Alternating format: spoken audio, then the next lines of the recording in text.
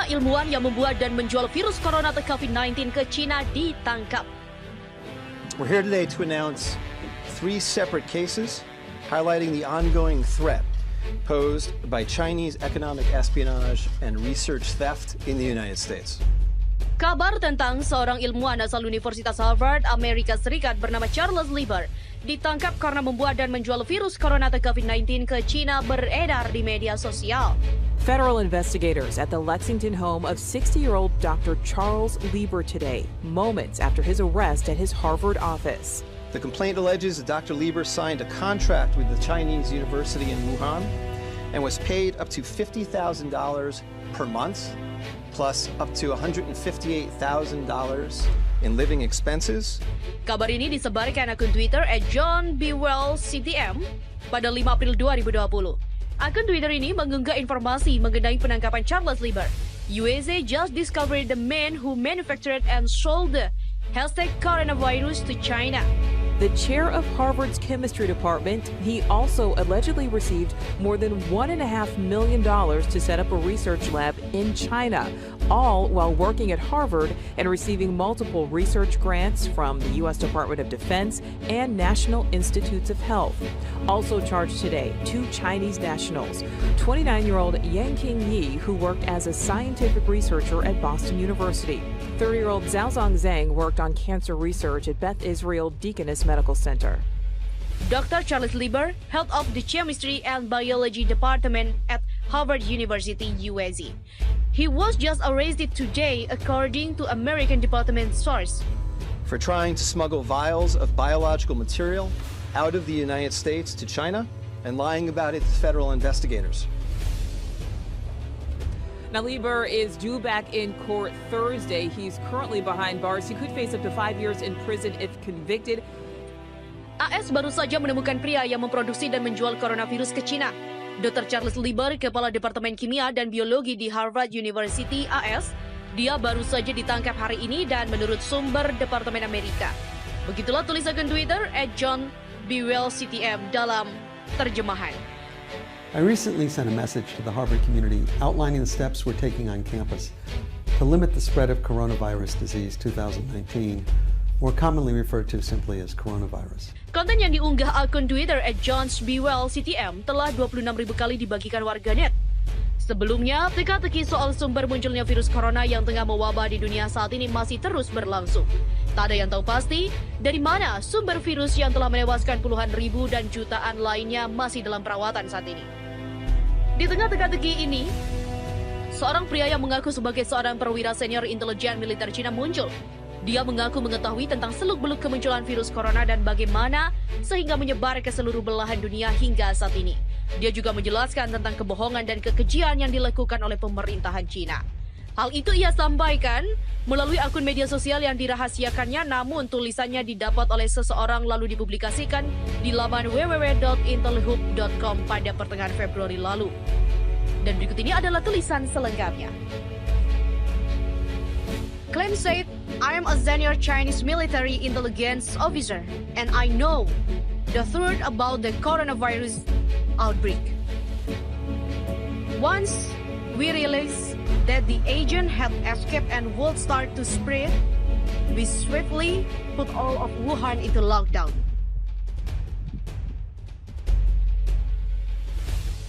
China kehilangan 21 juta pengguna ponsel selama wabah corona. Mati semua? Klaim mengatakan, saya adalah perwira senior intelijen militer Tiongkok dan saya tahu kebenaran tentang penyebaran virus corona.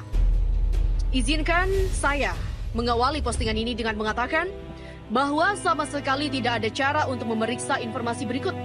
Itulah sebabnya saya mempostingnya di kategori analisis di situs web ini.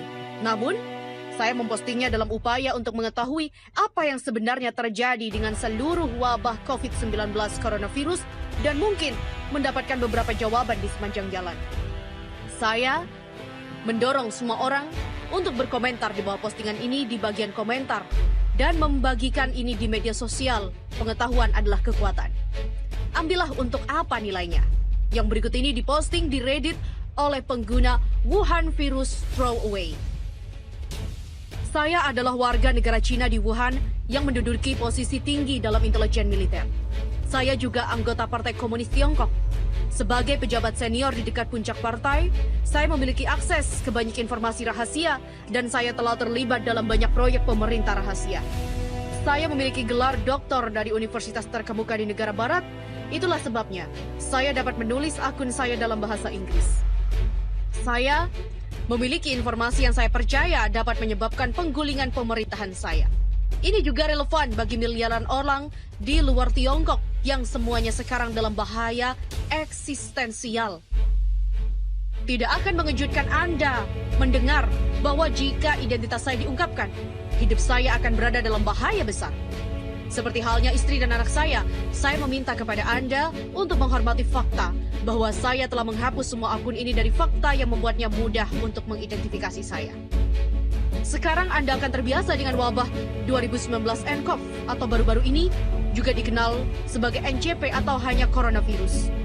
Anda pasti pernah mendengar bahwa itu berasal dari Wuhan, sebuah kota industri di Cina, dan itu berasal dari binatang, kemungkinan besar kelelawar atau terenggiling, yang dijual di pasar hewan liar. Anda akan diberitahu bahwa itu adalah penyakit seperti influenza yang pada kasus-kasus parah dapat menyebabkan pneumonia, kegagalan pernafasan, dan kematian. Akhirnya, Anda mungkin pernah mendengar bahwa meskipun penyakit ini sangat menular, namun berbahaya hanya untuk orang tua atau mereka yang memiliki sistem kekebalan tubuh yang lemah. Tingkat kematian resmi sekitar 2% atau lebih. Semua itu adalah kumpulan kebohongan yang dibuat oleh negara Cina. Tahun lalu, protes anti pemerintah berskala besar meletus di Hong Kong. Komite Tetap Partai Komunis Tiongkok menganggap ini sebagai ancaman besar bagi integritas dan stabilitas Ibu Pertiwi. Pemerintah AS dan Uni Eropa sama-sama tahu bahwa Cina diam-diam bekerja membuat agen biologis yang akan membuat para pemrotes tunduk patuh. Tanpa merinci, saya mengerjakan proyek itu. Kami mencoba mengembangkan semacam semprotan yang dapat disebarkan dari helikopter atau drone dan yang akan menyebabkan keterbelakangan mental dan perubahan perilaku. Tentu saja, karena Hong Kong adalah salah satu kota paling terbuka dan internasional di dunia. Partai memutuskan bahwa terlalu beresiko untuk melepaskan agen biologis di Hong Kong tanpa terlebih dahulu mengujinya. Untuk itu, diperlukan sejumlah besar uji coba manusia. 2 kelompok diidentifikasi untuk uji coba ini. Pertama, kami mengumpulkan sejumlah besar yang disebut radikal Islam di Provinsi Xinjiang, yang disebut radikal Islam di Provinsi Xinjiang, dan membawa mereka ke apa yang kami sebut kamp pelatihan. Kami sudah menggunakan kamp-kamp ini untuk eksperimen manusia selama beberapa tahun. Tetapi adanya protes Hong Kong berarti kami melipat gandakan upaya kami. Kami mengekspos para tahanan ke berbagai agen percobaan alfa.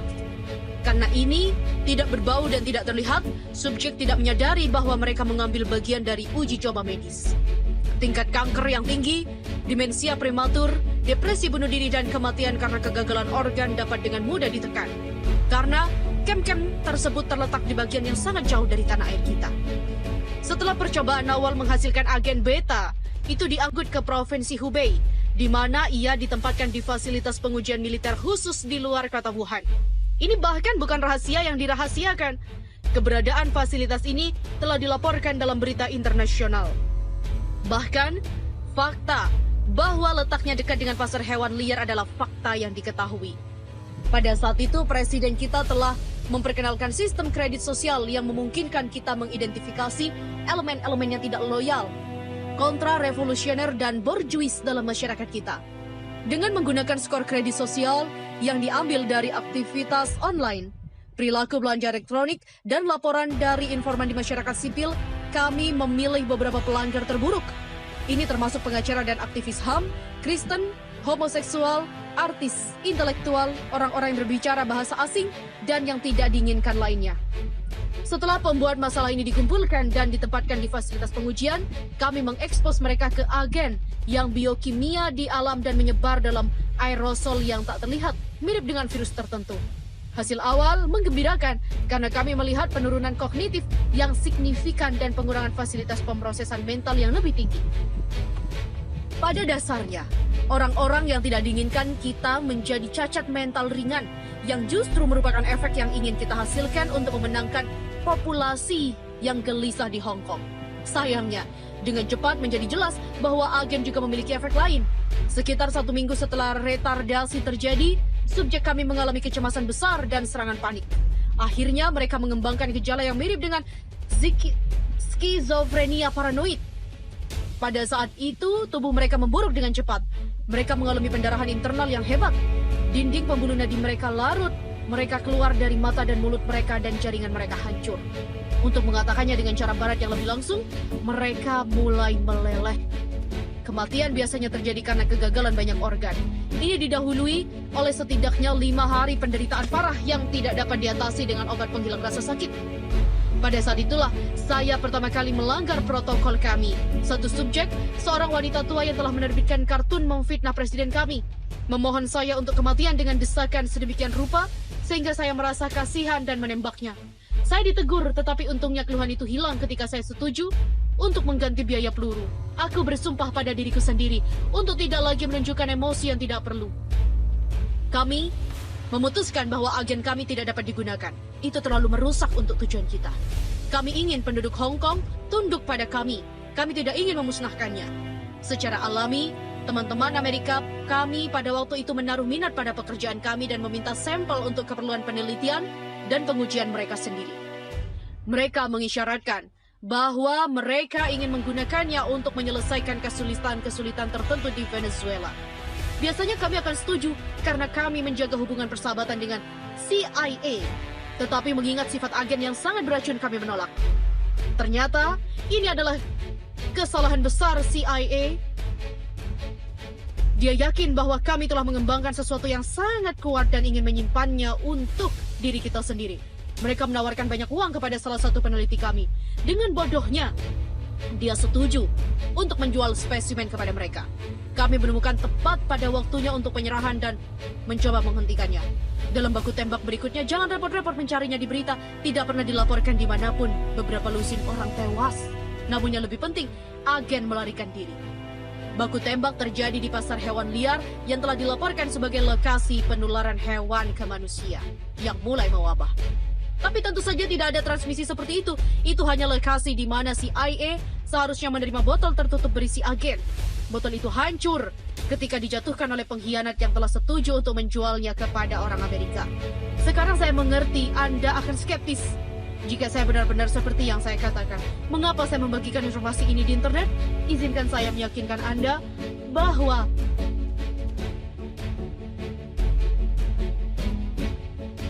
biasa menderita coronavirus. Ini memungkinkan kami untuk menyembunyikan sifat sebenarnya dari penyakit ini. Biarkan saya jelaskan. Saat ini, musim flu di Tiongkok.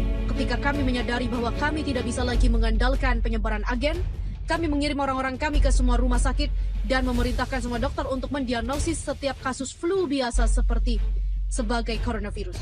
Kami datang dengan nama baru 2019 nCoV dan membagikan lembar fakta yang menggambarkan penyakit buatan. Hasil dari keputusan ini adalah bahwa puluhan ribu orang yang hanya menderita pilek atau flu sekarang didiagnosis memiliki virus corona misterius yang walaupun menular, tidak sering mematikan. Walaupun ini menakutkan masyarakat, itu memungkinkan kami untuk mendorong narasi bahwa penyakitnya tidak begitu mematikan. Itu juga memberikan kami waktu untuk siap menghadapi malapetaka yang pasti akan datang dengan memberlakukan kuncian di Wuhan dan kota-kota lain di Provinsi Hubei. Anda belum pernah mendengar ini di berita-berita dan mengingat ukuran Wuhan dengan jumlah penduduk 11 juta, bahkan tidak diketahui oleh banyak penduduk. Tetapi dalam beberapa hari, ribuan demi ribuan orang terinfeksi dan tak lama kemudian mereka menderita kematian yang menyengsarakan yang sudah saya jelaskan. Dalam seminggu, ada begitu banyak mayat, sehingga kami tidak tahu apa yang harus dilakukan dengan mereka. Jadi kami memerintahkan para tahanan kredit sosial yang masih hidup untuk membawa mayat-mayat itu ke pedesaan dan menguburnya di kuburan massal. Tetapi sangat sulit untuk merahasiakan kegiatan ini. Dan kami bahkan tidak dapat mengikuti karena ada begitu banyak mayat. Kami menanam kisah bahwa 5 juta penduduk telah melarikan diri dari Wuhan. Pada kenyataannya, tentu saja banyak dari orang-orang itu telah meninggal karena agen. Saya bekerja sepanjang waktu membantu mengatur lockdown ini. Ketika saya memikirkan kembali tindakan saya sekarang, saya merasa sangat malu. Pada saat itu saya masih percaya bahwa saya berjuang untuk tanah air saya dan memerintah dengan tangan yang keras. Saya tidak berpikir bahwa itu benar untuk membunuh Dr. Lee. Dia adalah pria yang penuh kasih dan baik hati. dan dia peduli pasiennya. Bagaimana tanah air kita tidak mendapatkan manfaat dari memiliki dokter seperti itu? Saya berbagi kekhawatiran saya dengan istri saya. Tetapi dia meyakinkan saya bahwa saya tidak boleh mengatakan apapun kepada atasan saya. Dia mengatakan itu terlalu berbahaya, bahwa mereka menghargai kesetiaan di atas segalanya, dan bahwa saya hanya akan menemukan masalah jika saya mengetahui dan mengakui keraguan saya tentang praktek mereka. Dia juga menunjukkan bahwa kami mendapatkan manfaat dari perawatan medis prioritas. Sebagai pejabat senior, kami menerima persediaan rutin masker hazmat yang sangat canggih, yang merupakan satu-satunya teknologi yang dapat mencegah infeksi. Dia memohon saya untuk memikirkan putra kami yang masih kecil. Jika saya berbicara dan tertangkap, hidup kami akan beresiko. Sekitar waktu yang sama, menjadi jelas bahwa agen sepenuhnya di luar kendali kami. Itu menyebar seperti api di seluruh provinsi Hubei dan sekitarnya, menginfeksi puluhan juta dan menyebabkan mereka semua mati. Saya mengerti bahwa apa yang baru saja saya katakan sulit dipercaya, karena Anda telah diberitahu bahwa hanya ada sekitar 50.000 infeksi dan jauh lebih sedikit kematian. Tetapi ini adalah infeksi influenza yang secara salah dianggap sebagai coronavirus yang tidak ada. Agen jauh lebih menular dari itu, dan tingkat kematiannya tidak seperti coronavirus, bukan 2%, tidak. Tingkat fatalitasnya adalah 100%. Tidak ada yang pulih dari itu. Setiap orang yang mengidapnya meninggal. Dan banyak orang yang mengidapnya. Provinsi Hubei terletak di reruntuhan. Berbagai pembatasan perjalanan dan penguncian yang telah diberlakukan tidak menciptakan untuk menghentikan penyebaran agen. Tidak satu pun dari mereka dapat menghentikannya. Bukan embargo, tidak menghadapi masker atau pembersih tangan, tetapi untuk menghentikan para korban yang selamat dari melihat bencana dengan bencana mereka sendiri mata. Saya adalah bagian dari penyembunyian terbesar dalam sejarah manusia. Menyembunyikan kematian puluhan juta. Segera, Provinsi Hubei tidak lebih dari kamar mayat raksasa dan kebenaran akan keluar. Bagi saya, titik balik datang ketika partai mengatakan kebohongan lain, dan kebohongan itu terlalu mengerikan bahkan untuk saya terima. Anda mungkin pernah mendengar bahwa China membangun rumah sakit baru yang disebut Rumah Sakit Huosunsan di Wuhan untuk menyediakan fasilitas karantina dan isolasi tambahan untuk pasien yang terinfeksi. Anda mungkin pernah dengar bahwa mereka membangunnya hanya dalam 10 hari. Itu juga bohong. Tentu mereka membangun sesuatu dalam 6 hari. Tapi itu bukan rumah sakit. Sifat sebenarnya dari bangunan itu adalah rahasia. Awalnya saya cukup naif untuk percaya bahwa partai menunjukkan kasih sayang dan kepeduliannya kepada rakyat. Tetapi kemudian atasan saya mengirim saya ke Huosunsan. Saya ditunjukkan di sekitar instalasi oleh seorang perwira polisi militer bernama Kopral Meng. Di sanalah saya melihat kebenaran. Seperti yang saya sebutkan, satu-satunya cara melindungi diri dari agen adalah dengan mengenakan topeng pelindung khusus yang sama sekali tidak seperti yang tersedia secara komersial. Bahkan profesional medis tidak memiliki akses ke sana. Ini hanya tersedia untuk peneliti perang biomedis dan mengandung teknologi yang sangat canggih. Masker ini harus dijaga pada suhu tertentu untuk memberikan perlindungan penuh dan kehilangan efektivitasnya dengan sangat cepat. Seperti yang telah saya katakan, salah satu manfaat dari posisi saya adalah bahwa baik keluarga saya dan saya memiliki akses ke persediaan reguler yang mengapa aman jika dibandingkan dengan warga sipil, dokter, dan bahkan pejabat pemerintah tingkat rendah yang sama sekali tidak efektif dalam keyakinan yang salah bahwa mereka akan melindunginya. Jadi, memakai peralatan khusus ini, saya pergi ke Huosunsan bersama Kopral Meng. Apapun yang Anda sebut tempat itu bukan rumah sakit. Tentu pintu masuknya terlihat seperti rumah sakit dan di bangsal. Di depan kompleks ada yang tampak seperti tempat tidur medis normal. Di sana ribuan pasien yang terinfeksi terbaring, semuanya dalam tahap awal penyakit. Saya berjalan di sepanjang koridor putih panjang di sebelah Kopral Meng, wajahnya yang kurus kering dalam seragam militernya, dan melihat ratusan demi ratusan tempat tidur rumah sakit yang identik di mana menggeliat penduduk Wuhan yang ketakutan dan sakit. Tangisan dan permohonan mereka menghantui saya di malam-malam panjang di mana saya sekarang tidak bisa tidur. Tetapi ini hanyalah awal. Akhirnya Kopral membawa saya ke bagian belakang, bagian depan ini. Di sana gerbang logam terkunci mengarah ke apa yang disebutnya bagian tengah. Para pasien di depan tidak menyadari keberadaannya. Di sanalah kasus yang lebih lanjut disimpan dalam apa yang paling mirip dengan rumah sakit jiwa. Segera setelah memasuki bagian Huosunsan ini, saya dikejutkan oleh pencahayaan redup dan bau busuk dari kotoran manusia. Di sini orang-orang yang tidak beruntung berkeliaran dengan bebas. Pikiran mereka berangsur-angsung hancur dan serangan panik tak berujung dan episode psikotik Di sini juga tidak ada lagi dokter, hanya laki-laki berwajah gorila berseragam hitam yang merupakan bagian dari cabang rahasia polisi militer yang belum pernah saya dengar. Mereka tampaknya dipilih karena kekejaman mereka, karena mereka memukuli dan menurunkan pasien dengan cara yang paling sadis. Banyak narapidana yang mengalami kemunduran seperti anak-anak dan terbaring di lantai menangis seperti bayi dan memohon belas kasihan yang tidak mereka terima.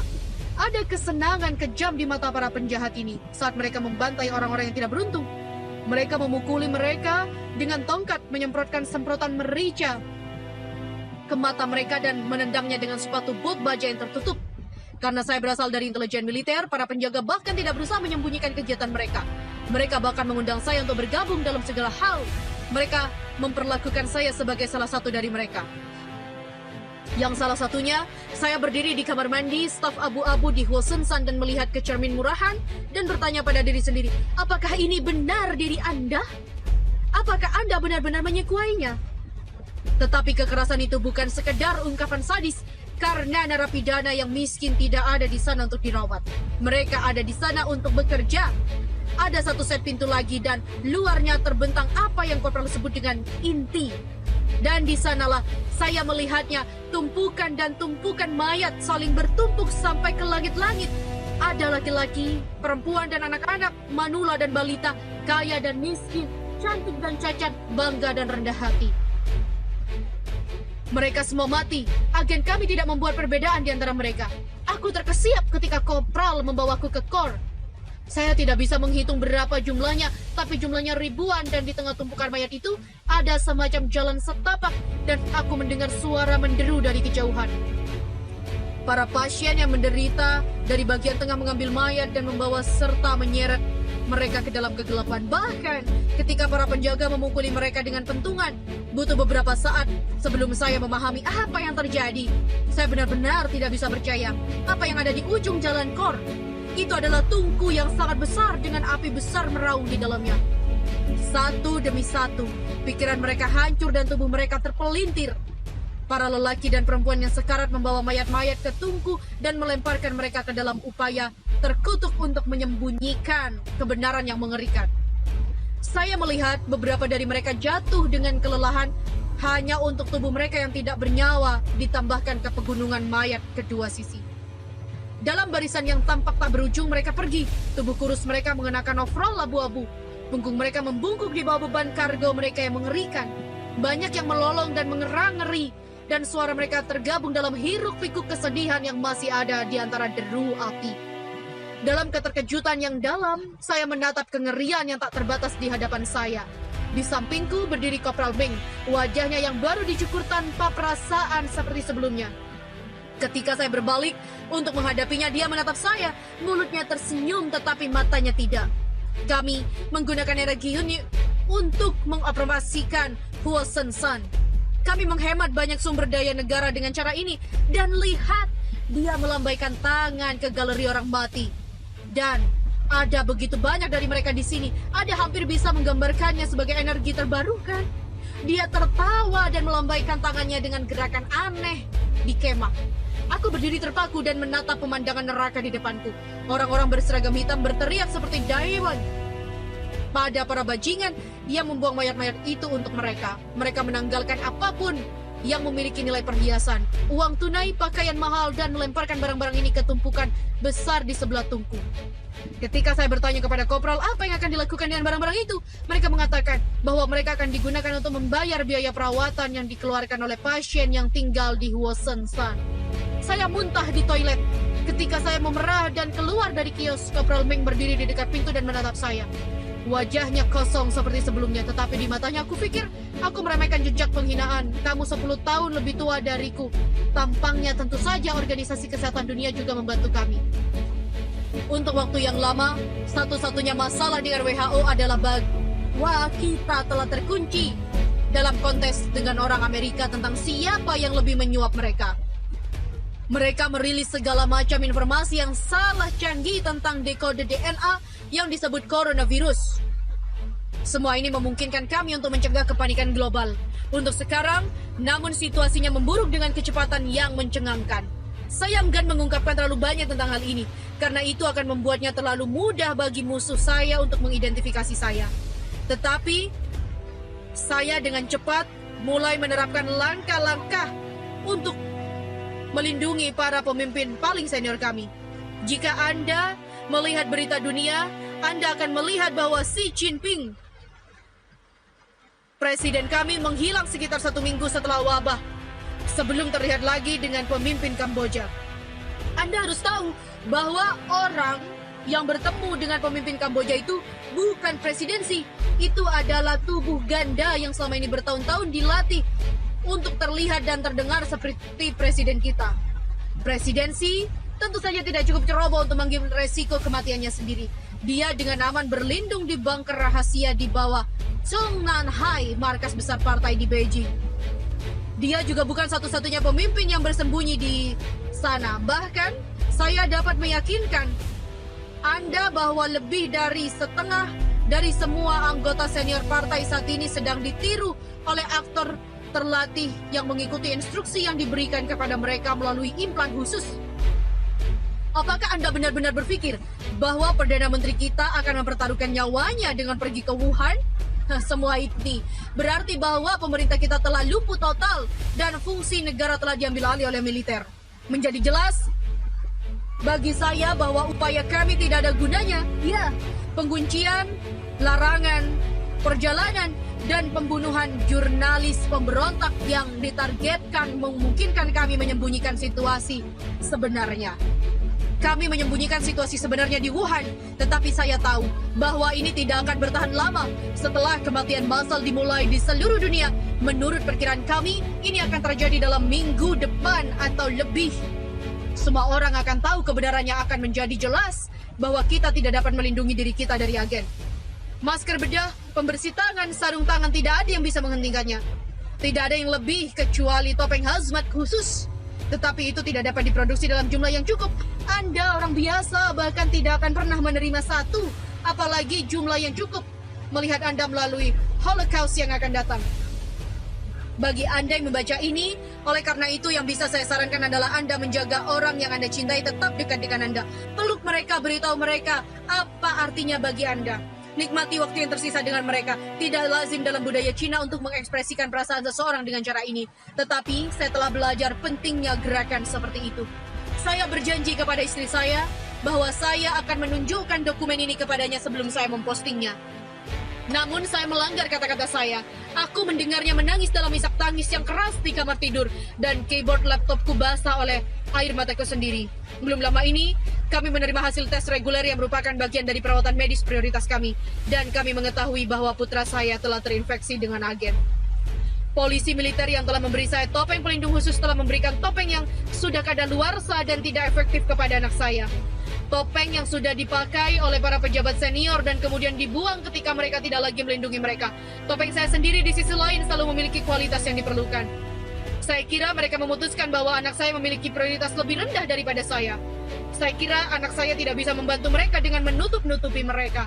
Kami sudah lama memutuskan bahwa kami akan berbeda, kami akan jujur padanya selalu.